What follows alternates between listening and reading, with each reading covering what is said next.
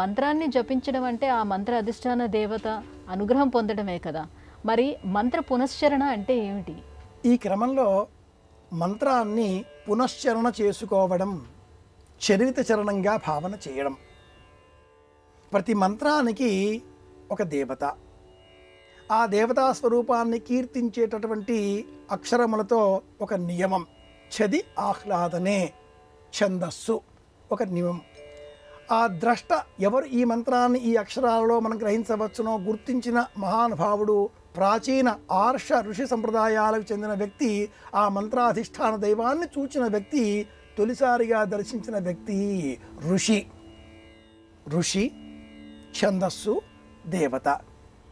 ఈ మంత్రాధిష్టాన రూపంలో కొన్ని అక్షరాలు బీజంగాను, కీలకంగాను, శక్తిగాను ఉండగా, వినియోగం అన్నప్పుడు పునశ్చరణ అన్న ఆ శబ్దం ఇక్కడ చోటు చేసుకుంటుంది. మంత్రాన్ని ఎలా మనం స్వాధీనం చేసుకోవాలి? అహం బ్రహ్మాస్మి అనుకుంటే సరిపోతుందా? అనుభవేక వేద్యం కావాలిగా.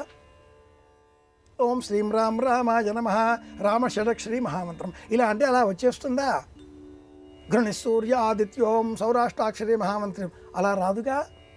దానికి పునశ్చరణ ఒక పద్ధతి. ప్రతిదానికి ఒక పద్ధతి ఉంటుంది.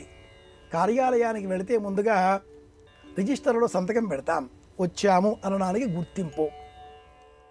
మనం కూర్చునే చోట వెళ్ళి అక్కడే కూర్చోవాలి, ఎక్కడంటే అక్కడ కూర్చోకూడదు. ఇది రెండవది. నిర్ణీత కాల సమయంలో మాత్రమే భోజనానికో మరింకెందుకో బయటికి వెళ్ళాలి, లేవాలి. ఇది మూడవది. నిర్ణీత కాలం వరకు అక్కడే ఉండాలి, విధిగా పనులన్నీ కూడా చేస్తూ ఉండాలి. ఇలా అనేక నియమాలు ఎలా అనుసరిస్తామో ఈ పునశ్చరణలో కూడా ముందుగా జపాన్ని, మంత్రానికి సంబంధించిన విశేషాన్ని గురువును ఆశ్రయించి గురువు ద్వారా పొందడం, ఇది మొదటి దశ. ఆ మంత్రాన్ని జపం చెయ్యడం. ఒక 10,000 సంఖ్య జపం చేస్తే అందులో దశాంశం 10వ వంతు హోమం చెయ్యడం. ఆ హోమం చేసిన 10వ వంతులో మళ్ళీ 10వ వంతు తర్పణంగా విడిచిపెట్టడం. అందులో 10వ వంతు మార్జనం, శిరస్సు పైన అదే మంత్రంతో నీటితో సంప్రోక్షణ చేయడం.